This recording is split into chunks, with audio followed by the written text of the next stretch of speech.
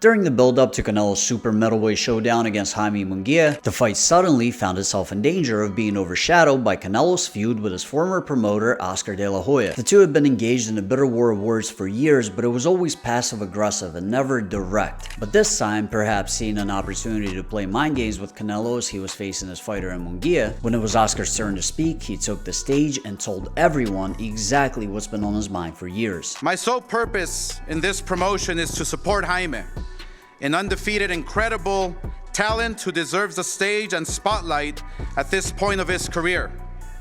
However, I would be remiss if I didn't respond to the man I used to promote.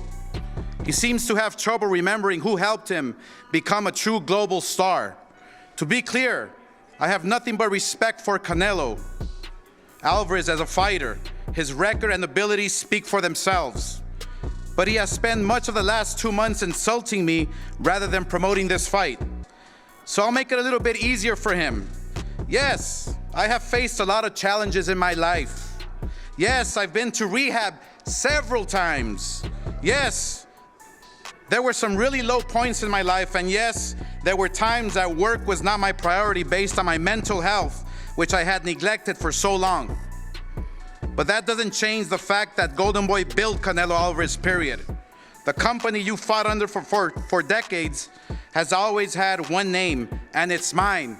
So put some respect on it. And this outburst triggered Canelo, and he decided that now was as good a time as any to just let it rip. He doesn't believe that what De La Hoya said was warranted, and where he thinks that with the Golovkin fight that there were some things that Mr. De La Hoya said or did that he tried to steal money, and he's a that's what I say.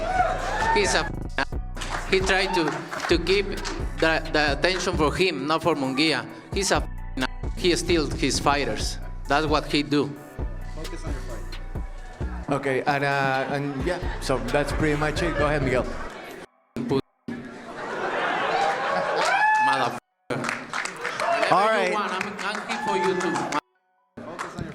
So now that the dust has settled, I've come to realize that not a lot of people know why these two are feuding in the first place. Because to understand why these two hate each other so bad, you have to know the context involving several different parties and situations. And in this video, I'm going to break it all down for you so you can have a clear grasp of what this is all about. And to start off, let's go back to 14 years ago when everyone was still on good terms. Back in 2010, Canelo was only 19 years old and already 30 fights deep into his career. It's rumored that he had about 10 more fights than that, but they weren't properly regulated and recorded. At this point, he had been boxing professionally for 4 years, having turned pro at 15 years old with absolutely no amateur background. And he was already a superstar in Mexico, having his fights broadcast through arguably the largest producer of Spanish language media, Televisa. With his sky-high potential as a fighter and seemingly limitless marketability, particularly in the Latin markets, he was considered to be a super prospect. And one of the promotional companies interested in taking him on as a client was Golden Boy, ran by former boxer Oscar De La Hoya and former banker Richard Schaefer. Golden Boy had already promoted one of Canelo's fights against Larry Mosley back in 2008, and the two parties had a great amount of trust in each other. And that was influenced by factors outside of just business. Since the very beginning of his career, Canelo had been trained and managed by the Reynoso family and Chepo Reynoso and his son Eddie Reynoso. Eddie in particular, only being in his early 30s, essentially grew up with Canelo, developing as a trainer as Canelo developed as a fighter. The relationship between the two was more similar to an older and younger brother than it was to trainer and fighter. And being that this relationship was the pillar that Canelo's career was built on, he always looked at his team more like a family. And Oscar De La Hoya seemed like the perfect addition to that family. He was a Mexican-American Hall of Fame boxer, he spoke Spanish, and he was somebody that Canelo grew up watching. And Canelo in his team's eyes, he was somebody they could relate to that would guide them through a market that was completely foreign to them, filled with people that were waiting to take advantage of them. Make no mistake about it, Oscar De La Hoya was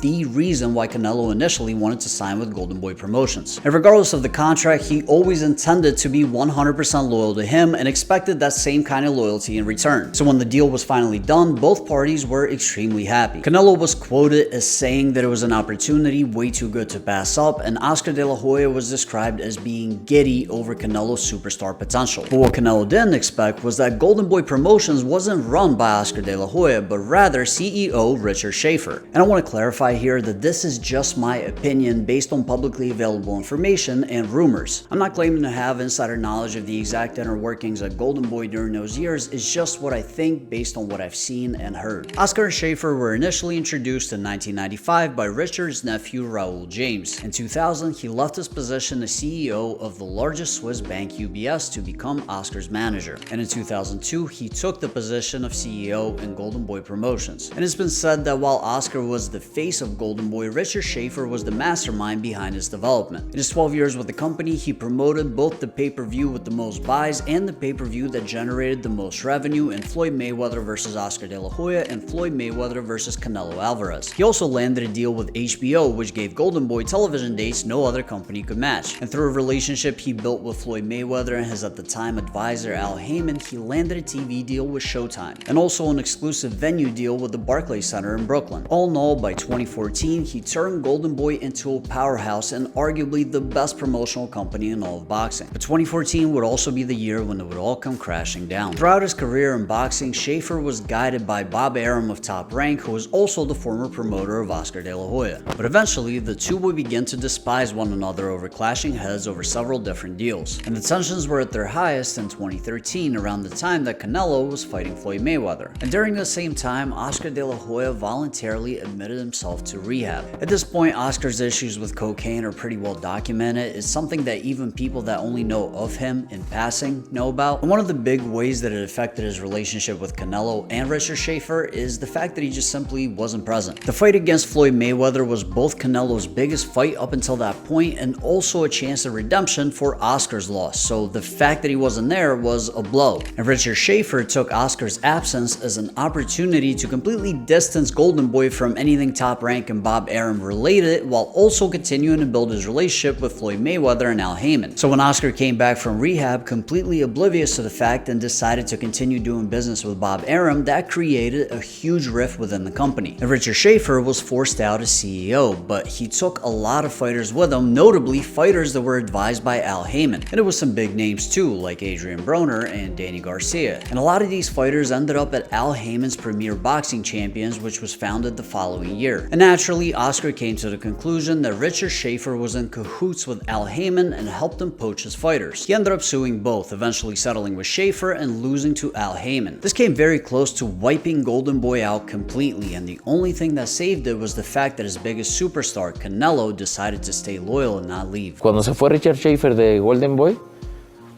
se llevó a todos los peleadores a PBC. And you and Richard were close. Yeah. Se los llevó a todos y a mí también me quiso llevar y fue el único peleador que se quedó en Golden Boy, porque yo soy un hombre leal. Pero entonces después entendí por qué se fueron todos y por qué se fue Richard Schaefer. This was the ultimate act of friendship because not only could Canelo have easily made much more money, he also was much more used to working with Richard Schaefer, as Oscar was never around due to his issues. Él no es Golden Boy. Él no hace nada en Golden Boy.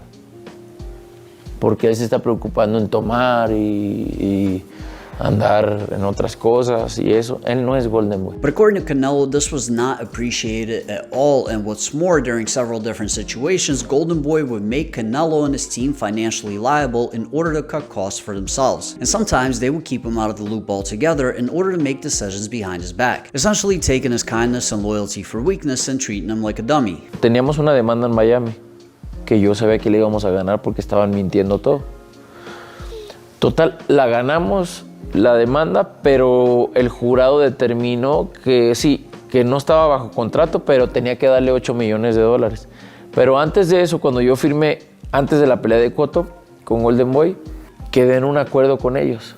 Y ahí me di cuenta que solo se preocupaban por ellos, no por mí. Explain what happened where you were stripped of your belt because Golden Boy was unable to reach an agreement. Querían que decidiera o que fuera una subasta y pues no podía porque estaba en medio de un juicio. No podía, entonces no, pues que me lo quiten, no tengo problema que me lo quiten. El otro que me quitaron, a mí nunca me dijo Golden Boy que me lo iban a quitar y eso fue mi enojo. And over the years, this, along with the fact that Oscar wasn't involved the way Canelo felt like he should be, caused the two to drift apart. But that was almost all forgotten in 2018 when Canelo, Golden Boy, and a new network at the time called DAZN signed a historic $365 million contract. Initially, all three parties were satisfied, but very soon that same deal would become the final nail in the coffin of the relationship between Canelo Alvarez and Oscar de la Hoya. Golden Boy went behind Canelo's back for a final time and made a separate contract with DAZN guaranteeing that he would rematch Gennady Golovkin, and DAZN used this guarantee to secure a deal with Gennady Golovkin. The problem was Canelo himself wasn't aware of this and never contractually agreed to it, so he opted to fight Sergey Kovalev instead. And during the build-up to the fight, there was an obvious air of bitterness between him and De La Hoya, with Canelo even telling the media that the relationship between the two was now strictly business and not personal at all. Canelo ended up suing both DAZN and Golden Boy over the matter and ultimately ended up being released from his contract. He alleged that when his lawyers audited Golden Boy, it was found that he was owed several million. And after him and Gennady Golovkin finally had their third fight, Triple G also sued Golden Boy, alleging that they owed him money. Explain how it works where Golden Boy contractually agrees with DAZN that you're going to fight Triple G, yet your contract with Golden Boy doesn't state that you have to fight Triple G. Era totalmente otra cosa. Pero yo en mi contrato dije, sí, ok, las peleas es por tanto, pero si peleo con Golovkin, o si vuelvo a pelear con Golovkin, con Mayweather o con un hombre así, pues es a negociar, porque no voy a pelear por la misma cantidad. Lo negociamos, pero no. Golden Boy ya le había prometido y había firmado a DAZN de que yo iba por seguro a pelear con Golovkin por la misma cantidad. Y nunca me lo dijeron. Yo hice totalmente otro contrato. Yo hice mi contrato a mi favor siempre. Right. Pero lo que yo le quise demostrar a todos los latinos, demandé a DAZN y a Golden Boy juntos. Imagínate lo grande que es eso. Nadie se anima a hacer eso. Y si tú sabes que hiciste las cosas bien, no tienes por qué temer hacer un movimiento de esa magnitud. ¿Por qué? Porque tú sabes que vas a ganar siempre. Porque tú hiciste las cosas bien. And during the past couple of years, Canelo would throw shots at Oscar and Oscar would throw back shots at Canelo, but during the Jaime Munguia press conference, it all came pouring out. Once Oscar took the band-aid off, Canelo let loose with all the frustration and anger he's felt for years. And he said you're defaming him basically because it's defamation. No, senor. I'm not defaming. I have the proofs. I have proofs. I put my lawyers in, and he tried to steal money. That's Canelo. I have proofs. What are you going to do next with this? I don't want to do anything against that kind of guys. I don't want that vibes. I don't really give a shit about Oscar. But if he says something here in my territory, I need to say something, right? What did you say to him when you faced up against him? Oh, I don't know. I don't remember. I was so angry. Ultimately, this was a matter of the two viewing their relationship in completely different ways. Canelo, who's built his career around loyalty, viewed Oscar like family, and Oscar viewed him like a client. Canelo felt like he saved Oscar and Golden Boy several times and did several personal favors for him, and Oscar didn't even acknowledge it. And finding out that in addition to that, Oscar was also doing business behind his back and withholding money from him was the ultimate slap in the face. Canelo felt like he was betrayed by a friend, and Oscar looked at it like a miscommunication with a business associate. And I know I built the case for Canelo being in the right here, but it's only because I chose to make this video from his perspective. The truth is, there's a compelling case to be made for Oscar if we look at it from his point of view too. He was dealing with a lot of personal issues, and if him and Canelo were friends, surely he felt a lack of support and understanding. And I'm sure he didn't appreciate being mocked for it either during the Jaime Munguia press conference. At the end of the day, this has been building up for many years, and there's enough history there for it to never be resolved.